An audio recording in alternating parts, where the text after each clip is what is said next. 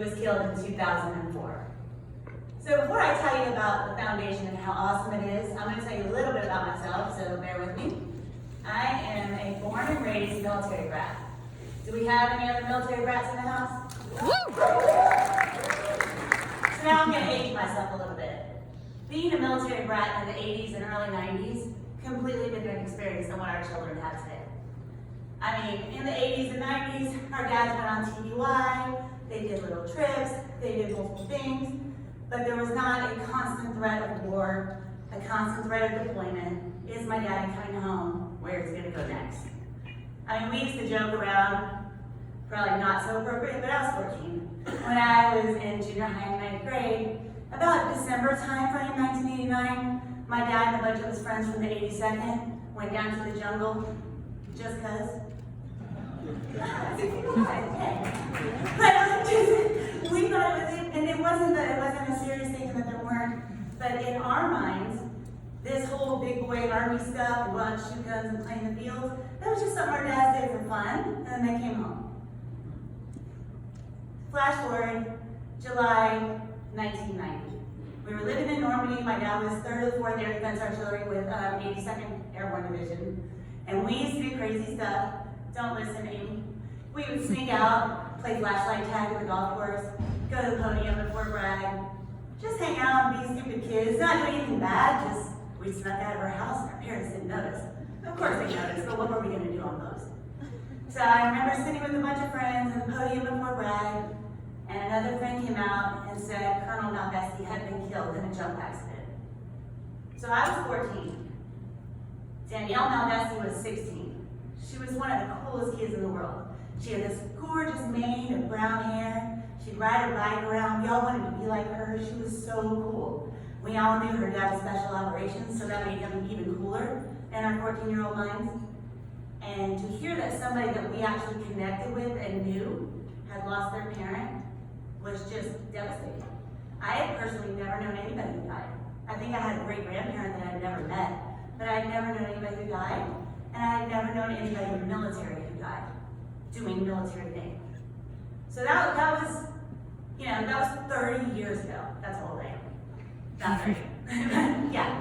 So that was 30 years ago. I remember going home and just being kind of shocked because my dad was airborne, he jumped, and to think that people actually died doing these type of things just on their day-to-day job just really scared me. And I felt so bad because Danielle was so cool. She was a junior in high school. I knew she had an older sister that was in college. And it's like, what are they going to do? This was the first time this had ever hit our real world. And I remember talking to my dad that week and saying, Dad, what do they do now? Like, those poor girls, they're a poor mom. What do they do? And he said to me, Jackie, there is a foundation that takes care of special operation personnel's children who die in the line of duty. I don't remember him saying SOWF because we were just 82nd, we weren't special ops back then, but I specifically remember him telling me that and thinking, wow, that's awesome. Of course, as a 14-year-old, I didn't realize how much college was, how expensive it was, and what a burden it was on parents. But I remember thinking how cool it was that there was a foundation specifically for children of special operators. So we'll fast forward. I get married to Paul, 1996, get pregnant on a honeymoon, yay. Come home. He's like, hey, I'm gonna go, he was a field artillery at the time. He's like, hey, I'm gonna go do this really fun thing out in the jungle and woods, and I'm gonna go to selection. And I'm like, cool, selection. No clue what it meant. He got selected. So he comes back from selection, super skinny. He turned to the side, couldn't see him anymore. I'm huge because I'm like 6 months pregnant with little Paul. So we moved to Fort Benning for the IOBC, or the Infantry Advanced Force, and that's where I had little Paul. And we say little just because there's 2 Pauls, but he came out 11 pounds, 12 ounces. C-section. Got him, never been little day in his life. Didn't have him under an oxygen tent when he was first born. He pushed that oxygen right off of him and rolled over, started kicking ass and taking names just like his dad did. He was the love of his dad's life. They looked exactly alike. They did everything together. All the guys, when we got to 5th grade, would call them Skittles, I guess because they were exact replicas. Everybody knew. You'd see little Paul, you knew who he belonged to. They weren't quite sure who the mother was, but they all knew who the dad was. So Big Paul took his team 591 in August of 1999, which if y'all do the math, that means he gave up his team in August of 2001. A month later, September 11th happened. When Paul was on a team, he did cool stuff. He got to go to Kosovo and Jordan and do little mini deployments, but obviously there was never a big threat of war. September 11th changed everything.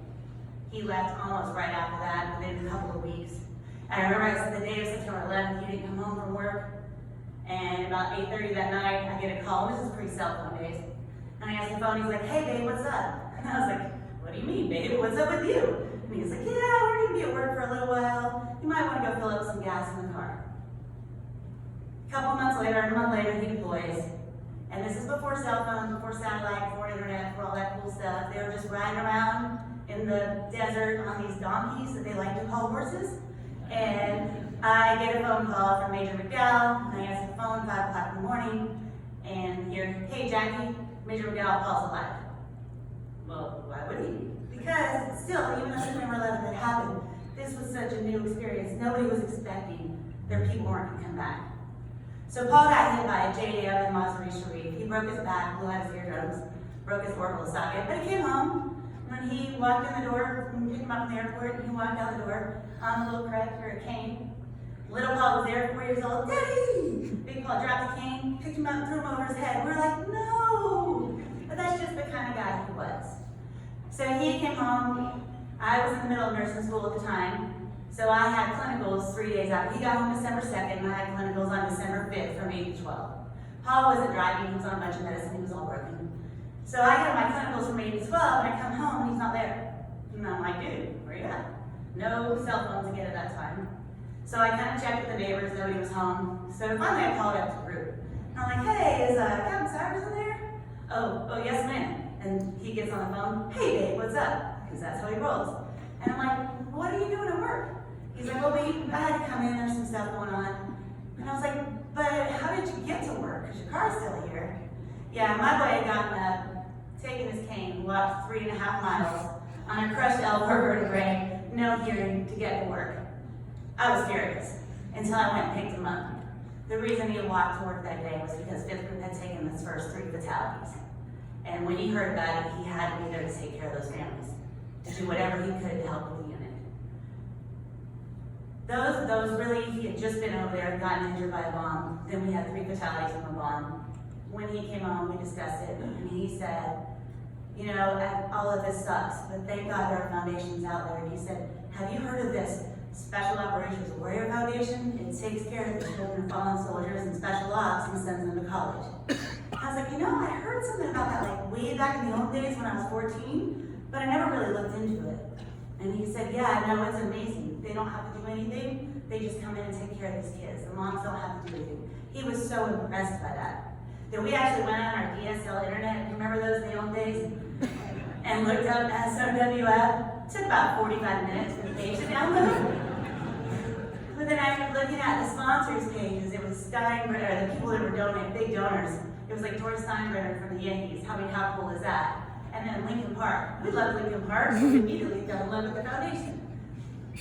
So we'll go a few years later, 2004. I was pregnant with Amy. We were finally having our girl. We're going to have the boy and the girl.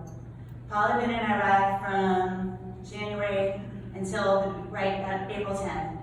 Amy was set to be C-section on April 27th. So Paul had been over there setting up the Chisoda base, but he had just been picked up DoD select for CGSC, so we were moving to Fort Leavenworth July 5th, where he was going to be 1 year non-deployable in a student assignment. So Paul's gone, he comes home April 10th, we're so excited, little girl's about to come, little Paul, so excited to see his dad. And then Easter Sunday, April 12th happens, and Paul gets a phone call 5 o'clock in the morning, he's like, "Hey, I gotta go in." So I'm like, "Okay, we'll just go to church, we're good."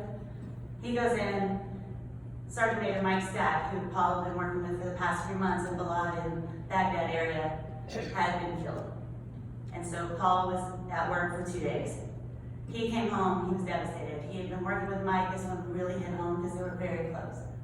Mike Stack had 6 children, 3 girls and 3 boys. When Pa came home and we spoke about it, he said that one thing that let him sleep at night was knowing that their family was going to be taken care of. and specifically their college needs, their funding would be taken care of. And it's funny to me because at the time, having a 7-year-old, almost newborn, college didn't even, I just assumed they go to college, they'll get loans, they'll do whatever. But to Paul, it really meant a lot that these families were being taken care of. So April 27th, we have Amy. We're supposed to move a couple weeks later. Paul goes to work, calls me, hey babe, what's up? I'm like, oh, what do you got now, Paul? He's like, so what had happened is they need to send a little group over back to the base we were just at for about 6 to 8 weeks. And if I go, or I'm going, and I was like, wait, you're going? He was like, well, I volunteered to go. I was like, what do you, I've got a newborn. What do you mean you volunteered to go? He's like, yeah, well, if I don't go, then somebody's gonna have to go for 6 to 8 weeks, come home for a month, and then deploy for a year. He was like, if I go now, there's 6 to 8 weeks, we set this new base up, I come home and I've got a year not deployable to the field. So good, Army wife, what did I say? All right, cool. Needless to say, he deployed June 16, hit by an RPG, over in blood, and was just out of the base, didn't come home. So here's where SOWF comes in. I've already told you how I knew about them, and I heard about them. After your husband dies or your spouse dies, you are inundated. Everybody's just throwing forms at you, and you must do this, and you have to fill this out, and you have to answer this question, and you have to know this, and you have to know that. It is so much. And I think I'm pretty smart, and I've been in the military my whole life, so I kind of think I know how things go. There's just so much stuff thrown at you, you miss a lot of things. You know what we didn't miss? Not because I didn't miss it, because they didn't miss us. Special Operations Warrior Foundation. From day one, they were on it. Every year, Christmas cards, birthday cards, letters, reminders, phone calls. Once emails started becoming bigger, emails, checking on the kids. Hey, how are they doing? Hey, how's Paul doing? How's Amy doing? Is she in preschool now? Oh, she's in kindergarten? Oh, that's so great. Can you send us pictures? Oh, we love these kids. They constantly kept in contact.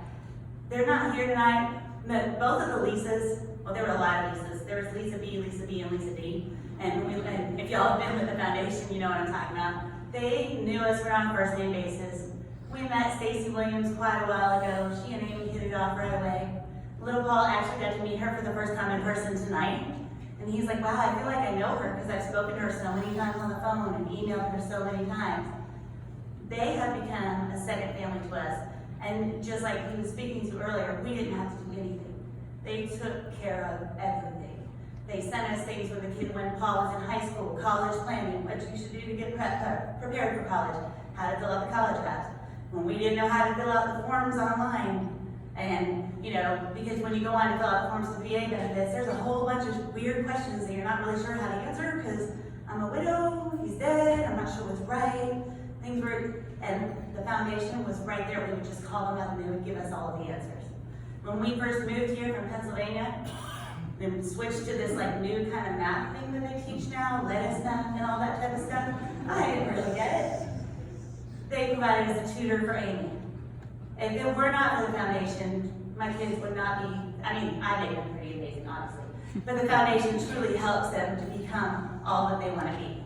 So bragging on my son, Paul, like he said, he is a graduate of High Point University in North Carolina, and he's got a degree in criminal justice. He is at Northwest Florida. He's launched. He's got his own apartment out in Niceville. He will graduate Police Academy on March 3rd and get sworn in soon after as the sheriff's deputy. He's already been hired.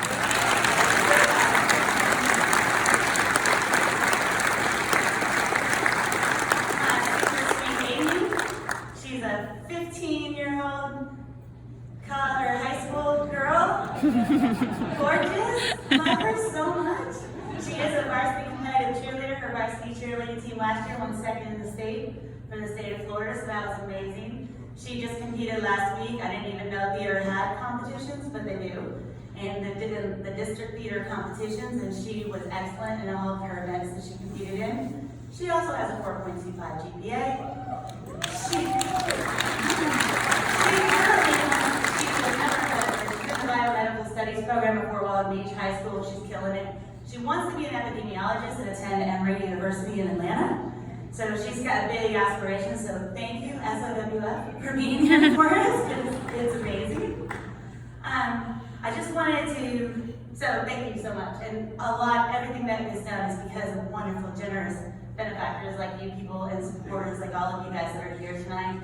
We really, I can't from the bottom of my heart tell you how much this means to me.